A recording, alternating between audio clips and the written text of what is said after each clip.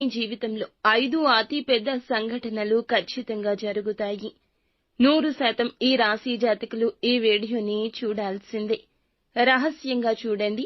ఏం చెప్తున్నామో మీకే అంతా అర్థమవుతుంది. ఈ రాశి వారి జాతక రేఖలు, వారి యొక్క జీవితంలో ఎంతో మంది చాలా ఒడిదుడుకులు, చాలా చని స్థాయిలోకి ఎందుకు వెళ్ళలేకపోతున్నారు, వీరికి అర్థం కాకుండా అయిపోయింది.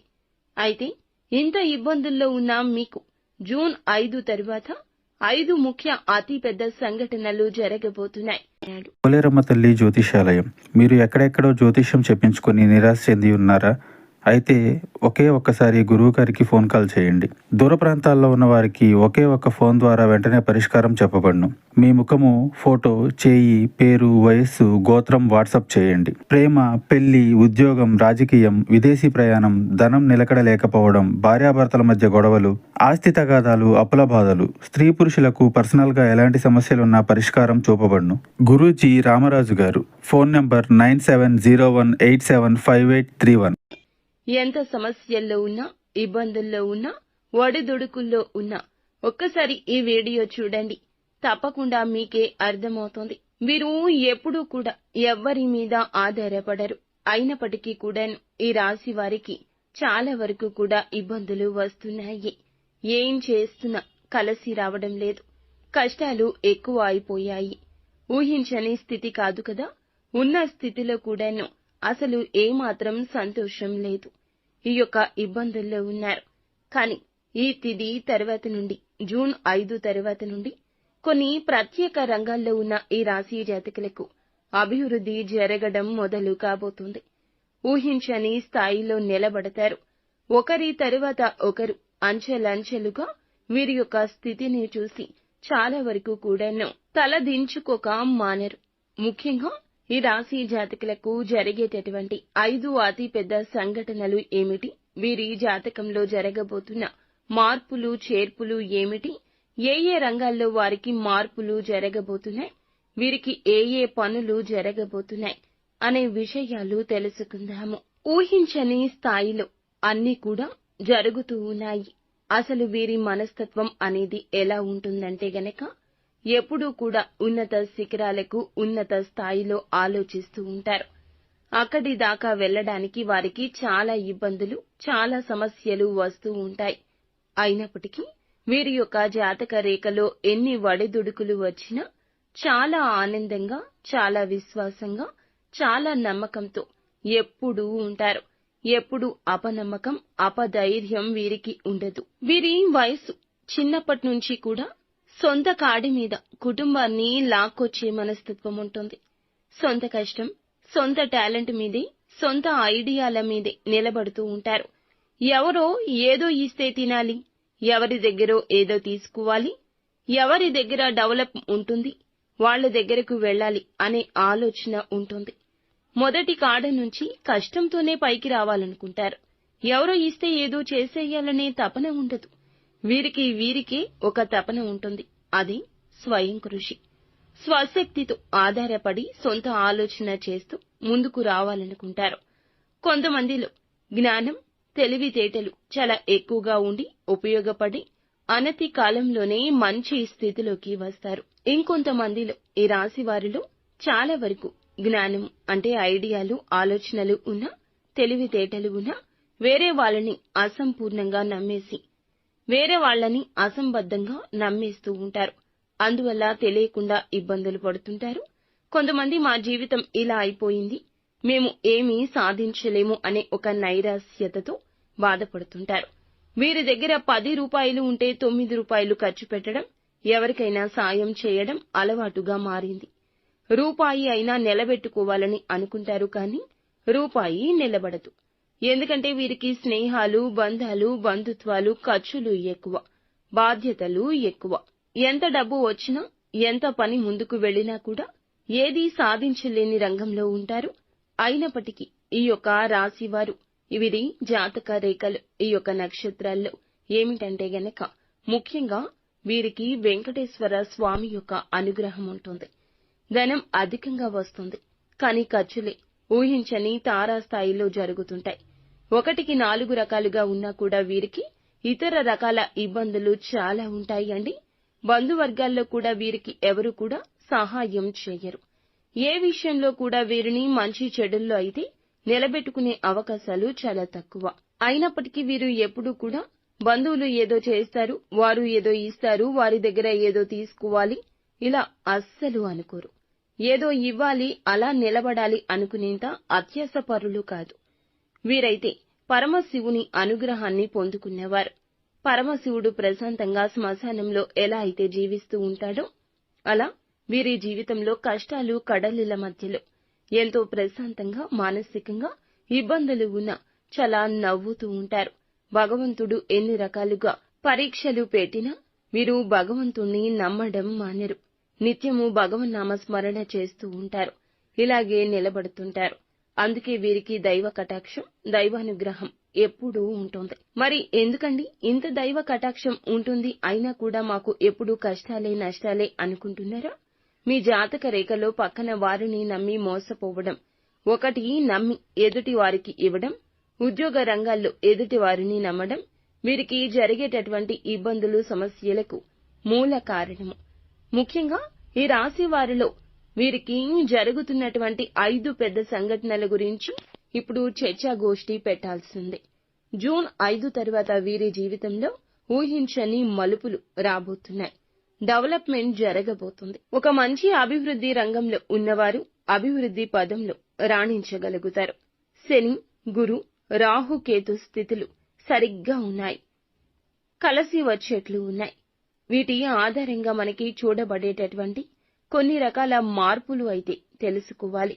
ఈ సంభవాల గురించి తెలుసుకోవాల్సిందే. ఊహించని స్థితిగతులు అయితే వీరు ఊహించని స్థాయిలో నిలబెట్టబోతున్నాయి.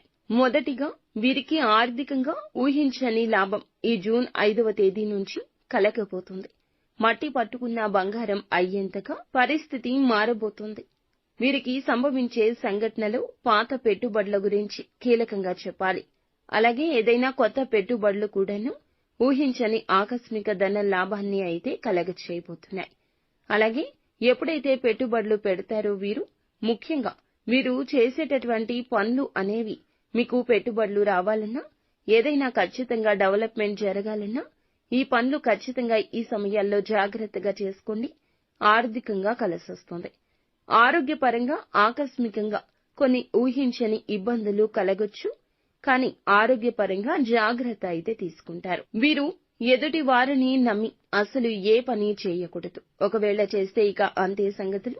వారే మిమ్మల్ని మోసం చేస్తారు.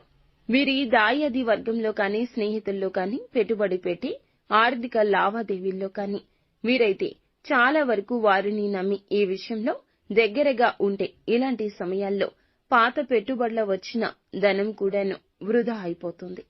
అత్యాశకు వారి వల్ల పోవద్దు. వారి నిర్ణయాల వల్ల అత్యాశను అస్సలు నమ్మొద్దు. ఏది ఏమైనా కానీ వీరికి ఆకస్మికంగా నష్టం కూడా జరగొచ్చు. అందువల్ల అప్రమత్తంగా ఉండాలి, వ్యవహరించాలి. శుక్రుడు వీరికి 6వ ఇంట ఉండడం వల్ల వీరికి చేసే ప్రయాణాల్లో, వ్యాపార ఉద్యోగ రంగాల్లో వీరికి ప్రయోగాల్లో కూడాను చాలా వరకు కూడా ఇబ్బందులు తలెత్తొచ్చు. ప్రయాణాలు ఉన్నాయి కదండి, ఊహించని విధంగా అవి జరగొచ్చు. వాటి వల్ల ఖర్చులు జరగొచ్చు. కొంతమంది తప్పుదారి పట్టించొచ్చు. అందువల్ల ఊహించని ధన లాభం కలిగినప్పటికీ కూడా ముఖ్యంగా ధన నష్టం కూడా ఎక్కువగా ఉంటుంది. వీరికి ఈ యొక్క ఆకస్మిక 5 అతిపెద్ద సంఘటనల్లో ఇది మొదటిగా చెప్పొచ్చు. డబ్బు నష్టం ఉంది కదా అని ఖర్చులను నియంత్రించుకోకుండా ఉంటే ఇక అంతే సంగతులు. అప్పులు తీసుకోవాల్సిన స్థాయికి వస్తుంది. అప్పులు తీసుకోవద్దు. అప్పులు ఉన్నంతలో కట్టేసుకోవడం మంచిది. రుణ బాధలు పెరగొచ్చు. అనవసరమైన ఖర్చులు, ఆర్థిక ఒత్తిడి అయితే మీకైతే కలగొచ్చు. అందువల్ల ఈ జాగ్రత్తలు తప్పక తీసుకోండి. ఇక ఉద్యోగంలో కానీ, అలాగే ఏదైనా ఒక బాధ్యతాయుతంగా వెళ్లేటప్పుడు హఠాత్తుగా మీకు కొన్ని మార్పులు జరిగే అవకాశం ఉంది. ఇది 2వ అతిపెద్ద సంఘటన. ఈ రోజు నుంచి అయితే వీరికి ఎలా ఉండబోతుంది అంటే, ఎవరైనా కానీ ఉద్యోగం నుంచి కొత్త ప్లేస్ కి వెళ్లాలనుకుంటున్నా, ఉన్న ఉద్యోగం మానేసి కొత్త రంగాన్ని ఎంచుకోవాలనుకుంటున్నా ధైర్యంగా, స్థైర్యంగా ఉండండి డెసిషన్ తీసుకోవడంలో.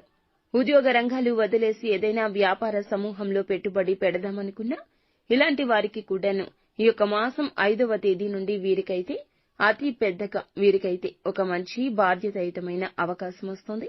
మంచిగా బ్రహ్మాండవంతంగా మీ యొక్క ఆలోచన డెవలప్ అయ్యే అవకాశం కనిపిస్తుంది. మీ యొక్క జాతక రేఖలో ఒత్తిడులతో కూడిన బాధ్యతలు ఉండడం వల్ల హఠాత్తుగా ఉద్యోగంలో కూడా కొన్ని సమస్యలు రావచ్చు. సమస్యలను దృఢంగా ఎదుర్కొనే ప్రయత్నం చేయండి. తప్పు చేయకపోతే మీరు నిజంగా తప్పు చేయలేదు అని వాదించండి. మీ వాదన ఎదుటి వారికి అర్థమవుతుంది. అందులో కూడా ఒక మంచి దాగి ఉంది. మీ సహోద్యోగుల్లో శత్రువు ఎవరు గమనించుకోగలుగుతారు. ముఖ్యంగా ఉద్యోగంలో కొత్త బాధ్యతలు లేదా ఊహించని పోస్టులు మార్పు అనేది జరగొచ్చు. రవి మీకు 6వ ఇంట ఉండడం వల్ల ఉద్యోగానికి సంబంధించి మార్పులైతే అత్యధికంగా కనబడవచ్చు. మంచి శుభవార్త ఉన్నట్లే కనిపిస్తుంది. కానీ మీ జాగ్రత్తల్లో మీరు ఉండండి. చెడుగా కూడాను మంచి జరిగే అవకాశం కూడా ఉండొచ్చు. సీనియర్స్ తోటి మాట పట్టింపులు ఒత్తిడి అయితే పెరగొచ్చు. వాళ్లతోటి కొద్ది సంభాషణ ముఖ్యం. మీకు మిగతా సంభాషణ ఎవరితో అయినా శ్రేష్టము. కొన్ని విభేదాలు గొడవలు జరగొచ్చు. ఇవి జరగడం వల్ల మీకు చెడుగా మారే అవకాశం ఉంది. మీరు చాలా జాగ్రత్తగా ఉండండి. అనవసరపు మాటలు సమస్యలు అనేవి మీరు మీ మధ్య తీసుకురాకుండా జాగ్రత్త వహించండి. మీకైతే ఉద్యోగంలో మార్పు వస్తుంది. ఒత్తిడి తగ్గుతుంది. మానసిక బాధ తగ్గుతుంది. ఒక ఉత్సాహాన్ని పెంపొందించే స్థితికైతే వెళ్లగలుగుతారు. ఇక చూసుకుంటే 3వ అతి పెద్ద సంఘటనగా అయితే మనము తినేటటువంటి ఆహార విషయాల్లో చాలా జాగ్రత్తలు పాటించాలండి. ఉన్న దాంట్లో మీరు సర్దుకొని సమయానికి తినడాన్ని మీరు ప్రథమ ధ్యేయంగా ఉంచుకోండి. డబ్బు కన్నా ఆరోగ్యం విలువైంది. డబ్బు కోసం ఆరోగ్యాన్ని పణంగా పెట్టడం, సమయానికి ఆహారం తీసుకోకపోవడం, పని ఒత్తిడిలో పడి ఆహార సమయాల్లో మీరు మార్పులు చేయడం మీకు అస్సలు పనికిరాదు. నష్టాలు జరుగుతాయి. చాలా ఇబ్బందులు జరుగుతాయి. కావున ఆరోగ్యం లేదా మానసిక ఒత్తిడితో ఆటలు ఆడవద్దు. ఎక్కువగా సమస్యలు వచ్చే అవకాశం ఉంది. కావున అప్రమత్తంగా ఉండండి. కుటుంబ సభ్యులు చెప్పిన మాటలు చెవికెక్కించుకోండి. సమయానికి ఆహారం, నిద్ర చాలా అవసరం. ఆరోగ్య సమస్యలు లేదా జీర్ణ వ్యవస్థ లేదా నిద్రలేమి వంటి సమస్యలు కలగొచ్చు.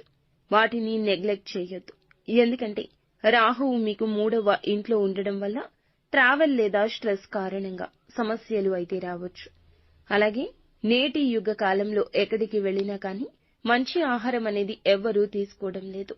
పరుగు పెట్టే జీవితం, పరుగు పెట్టే ఆహారమే తింటున్నారు. ఇలా బయట ఆహార పదార్థాలు తీసుకోవడం వల్ల కూడా మీకు ఇబ్బంది కలుగుతుంది. చిన్న చిన్న అనారోగ్య సమస్యలే కదా అని పట్టించుకోకుండా వదిలేస్తే గనక అవి దీర్ఘకాలిక వ్యాధుల రూపంలోకి మారిపోతాయి.